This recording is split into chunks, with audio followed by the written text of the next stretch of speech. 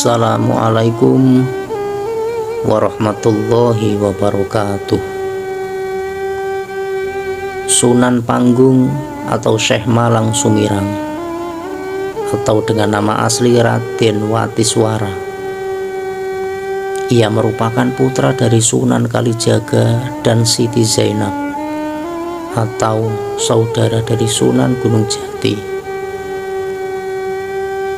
Sunan Panggung diperkirakan hidup antara tahun 1483 sampai 1573 Masehi. Kepribadian Sunan Panggung sendiri sangat unik. Ia memiliki tingkah laku seperti ayahnya yang menjadi wali nyentrik.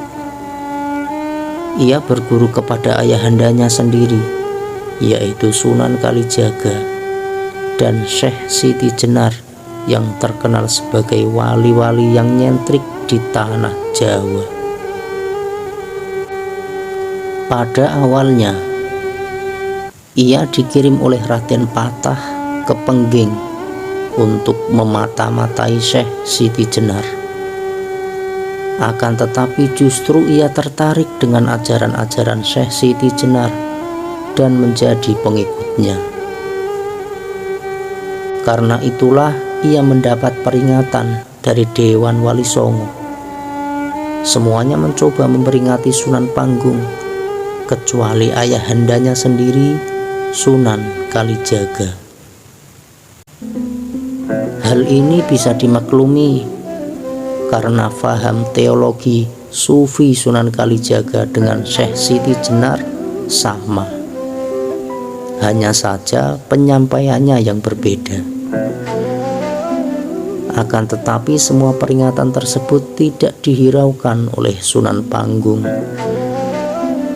Hal ini dikarenakan ia sudah membuktikannya sendiri melalui laku dan perjalanan spiritualnya tentang ajaran Syekh Siti Jenar, dan bisa membedakan dengan ajaran syariat yang pada waktu itu hanya menuntut diperlakukan syar'i dan maknanya. Maka akidah yang ia ikuti adalah manunggaling kawula Gusti, atau dalam arti lain penyatuan dengan Tuhan. Ini sesuai dengan ajaran Syekh Siti Jenarnya. Sementara itu, syariat yang ia jalankan adalah sholat diam, dan cara pengajarannya secara terbuka untuk umum serta tidak ada yang dirahasiakan. Hingga pada suatu hari terjadilah tragedi penghukuman terhadap Syekh Siti Jenar.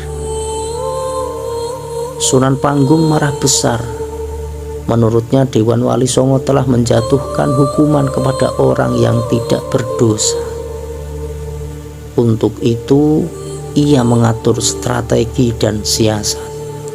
Setelah belajar dari dua kasus pendahulunya, yaitu Ki Ageng Pengging dan Syekh Siti Jenar,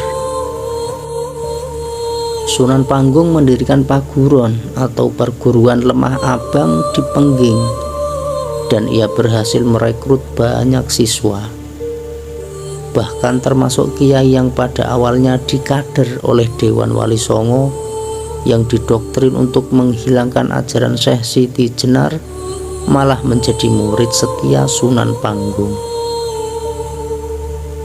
Selain Sunan Panggung berperilaku aneh dalam memperingati Dewan Wali Songo, ia melakukan tindakan balasan terhadap Dewan Wali Songo dengan cara memelihara 2 ekor anjing yang ia beri nama Tauhid dan Iman. Kemudian 2 ekor anjing tadi diajak berlari-lari mengelilingi masjid jami sembari bergurau. Tindakan ini selain menggambarkan pendapat Al-Hallaj agar nafsu hewan dibuang keluar dari jiwa manusia, ini sekaligus menunjukkan kepada Dewan Wali Songo dan penguasa Demak waktu itu bahwa anjing tidak menjalani kehidupan atas kehendaknya sendiri. Dikarenakan perguruan Sunan Panggung dianggap membahayakan oleh Dewan Wali Songo dan penguasa Demak khususnya. Hal ini dikarenakan perguruan tersebut menghidupkan kembali ajaran yang dulu telah dilarang. Maka dari itu, penguasa Demak dan Dewan Wali Songo mengadakan sidang untuk menindak Sunan Panggung. Dari hasil sidang tersebut disepakati agar pemanggilan Sunan Panggung dilakukan secara halus dan diundang untuk perihal masalah pemerintahan. Jika sudah hadir, maka Dewan Wali Songo membujuk agar Sunan Panggung menutup perguruannya dan bergabung dengan Dewan Wali Songo, termasuk mematuhi konsep keagamaan yang sudah digariskan Kerajaan Demak. Selain itu juga disepakati agar penghukuman Sunan Panggung jangan sampai memunculkan kehebohan sebagaimana pendahulunya. Hukuman tersebut yaitu Sunan Panggung dibakar hidup-hidup dan tempatnya langsung disediakan di alun-alun sebelum Sunan Panggung datang. Sunan Panggung datang memenuhi undangan Dewan Wali Songo dan penguasa Demak dengan membawa kedua anjingnya. Sunan Panggung dijatuhi hukuman mati di alun-alun Demak karena dianggap melanggar syarak. Sultan Demak juga hadir dalam pelaksanaan hukuman itu, duduk bersama para adipati, para wali, dan segenap mukmin utama. Alun-alun sudah disesaki orang yang hendak melihat pelaksanaan hukuman bagi orang yang didakwa sesat bernama Sunan Panggung. Kayu kering dan serat-serat aren sudah menggunung di tengah alun-alun, disiram minyak siap untuk dibakar. Sunan Panggung duduk tenang di dekat tumpukan kayu yang siap menelan tubuhnya sebentar lagi. Ia memelihara 2 ekor anjing yang diberinya nama Iman dan Tauhid. Tak lama berselang, api pun dinyalakan. Tumpukan kayu dengan cepat terbakar. Asap membumbung tinggi menghitamkan langit Demak. Sunan Panggung diperintahkan untuk segera masuk ke dalam nyala api, karena dia mengatakan tidak takut dengan hukuman yang ia terima. Yang diperintah tidak menolak. Ia berdiri dan melepas kedua terompah yang dipakainya, melemparkan ke dalam nyala api yang menyala-nyala.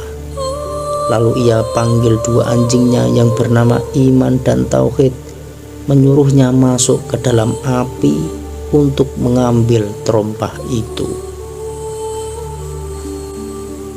2 anjing itu mematuhi tuannya, masuk ke dalam api bersama-sama, berkejaran saling mendahului untuk segera berada di tengah kobaran api, seperti sedang berlomba hendak berebut tulang saja.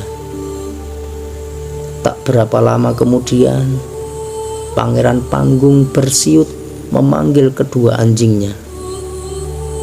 2 anjing itu pun keluar, masing-masing menggigit terompah yang masih utuh tanpa tersentuh api. 2 anjing itu juga tidak tampak kesakitan, apalagi terbakar. Orang-orang terpana melihat kejadian itu. Juga Sultan Demak yang lantas berkata kepada Pangeran Panggung, "Paman, ini hanya permainan anak kecil yang tak layak ditonton. Kalau paman memang mau pamer, lakukan saja sendiri dengan masuk ke dalam kobaran api. Tak usah menyuruh anjing-anjing itu." Pangeran Panggung pun menjawab, "Tak usah khawatir anakku, aku pasti akan masuk ke dalam api itu." Pangeran Panggung mengambil kertas, pena, dan tinta yang memang sudah ia persiapkan sebelumnya. Lalu ia masuk ke dalam kobaran api, duduk di tengah-tengahnya tanpa merasa kepanasan, apalagi terbakar. Ia duduk santai sambil memegang gulungan kertas dan pena, menggoreskan pena itu di atas kertas sambil sesekali mencelupkannya ke dalam genangan tinta hitam. Kira-kira 3 jam kemudian, kobaran api itu surut hingga akhirnya padam sama sekali. Pangeran Panggung masih berada di tengah-tengah abu kayu yang habis terbakar. Tak terluka sedikit pun kecuali pakaian yang dikenakannya compang-camping dilalap api. Pada saat itu ia juga baru saja menyelesaikan tulisannya yang berupa suluk. Ia beri nama karya itu dengan sebutan Suluk Malang Sumirang. Suluk Malang Sumirang digubah di tengah kobaran api, disusun dalam bentuk tembang dandang gula. Dibuka dengan ungkapan begini: "Menyimpang dari aturan tata dan merintangi menantang bahaya dan bencana," dan seterusnya. Lantas Sunan Panggung keluar dari api yang sudah padam itu, meminta pakaian yang layak pakai kepada Kanjeng Sultan. Permintaan itu dipenuhi. Kanjeng Sultan sendiri akhirnya turun dari panggung untuk menjemput Sunan Panggung, mengeluarkan tangan dan menyalaminya. Pangeran Panggung menerima uluran itu sembari menyerahkan suluk Malang Sumirang, mempersembahkannya kepada Sultan. Setelah itu Kanjeng Sultan mengampuni dengan syarat agar Pangeran Panggung tidak menyebarkan ilmu rahasia kepada orang-orang awam. Pangeran Panggung pun pergi meninggalkan kota Demak, berkelana menyusuri pantai utara Jawa dengan ditemani 2 ekor anjingnya yang bernama Iman dan Tauhid.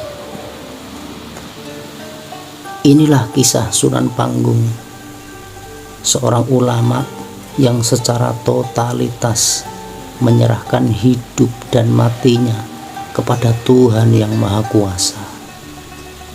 Semoga kisah ini bisa memotivasi kita untuk meningkatkan iman kita kepada Tuhan yang menciptakan langit dan bumi, yang menciptakan kita semua. Segala sesuatu terjadi atas kehendaknya. Wassalamualaikum warahmatullahi wabarakatuh.